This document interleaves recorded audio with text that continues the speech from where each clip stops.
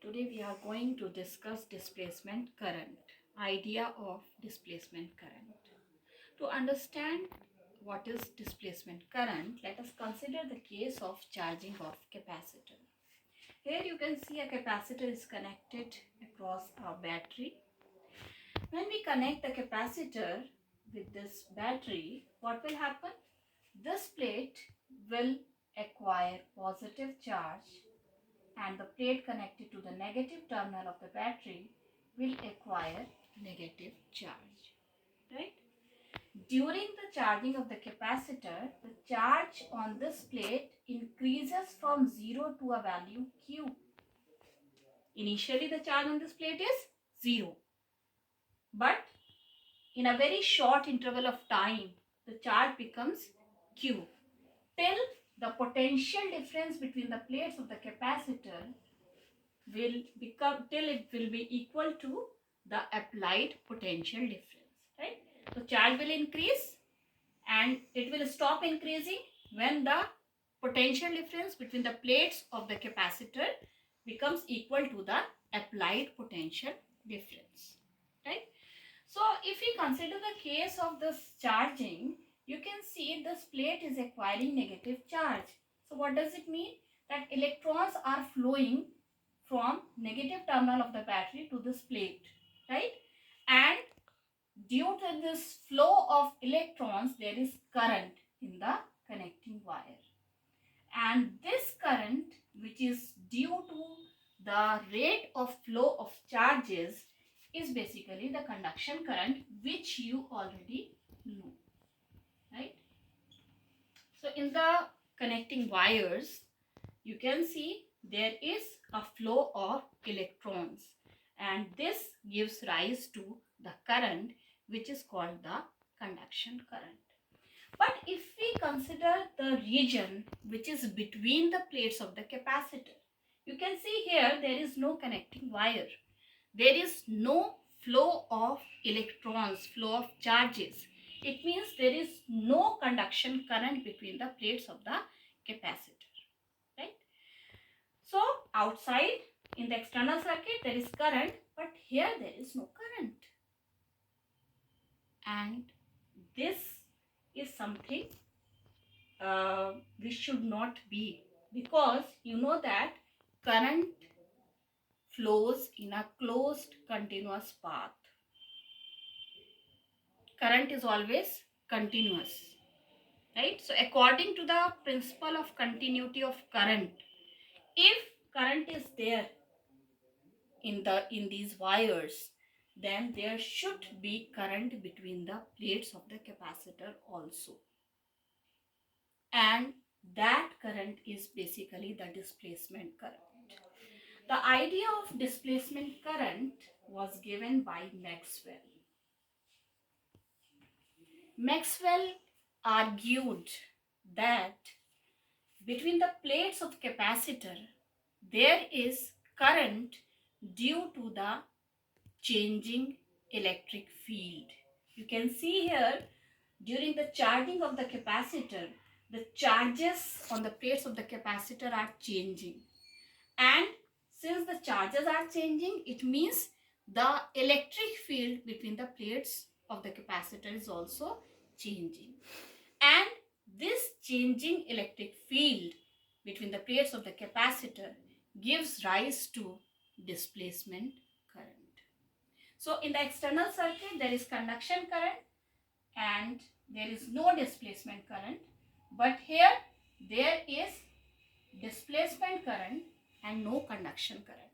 So if we consider the current is basically, total current is basically the sum of the conduction current and displacement current, and conduction current is not continuous, but the sum, the total current, which is the sum of conduction current and displacement current, is continuous. You can see current is flowing in closed continuous path. So this idea of displacement current is very important, and this was given by Maxwell.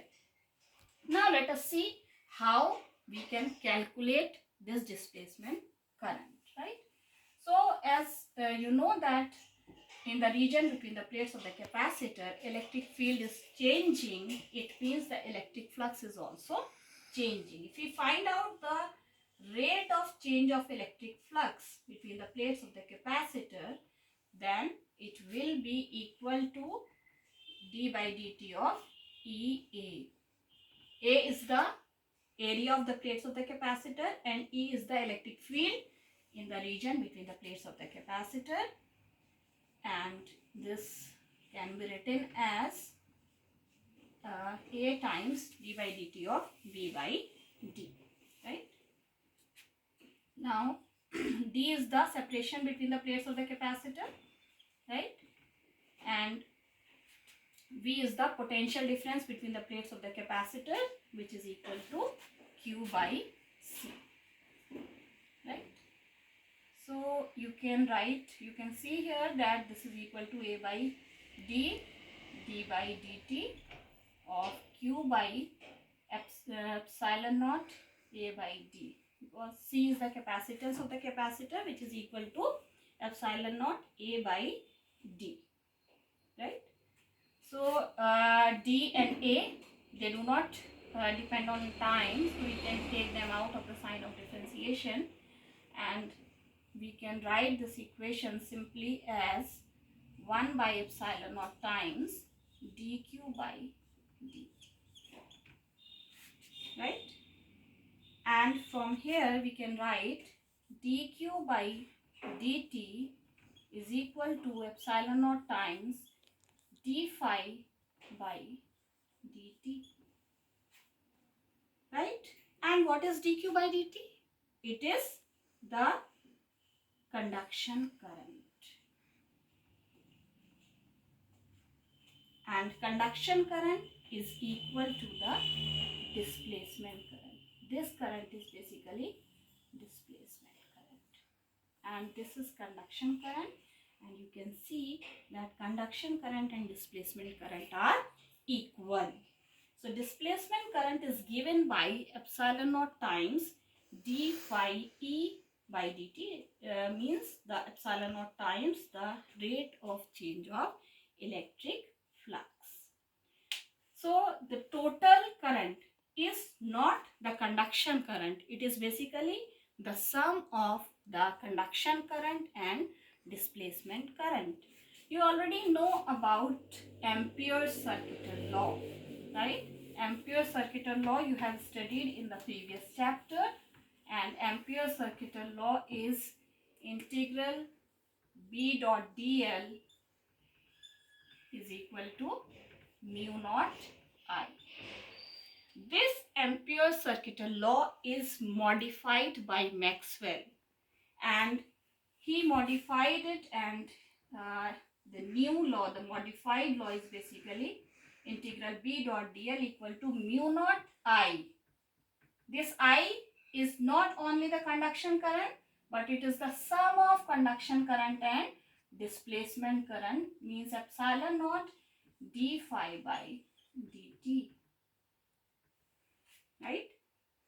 So we can write down integral B dot dl equal to mu naught I plus mu naught epsilon naught d phi by dt.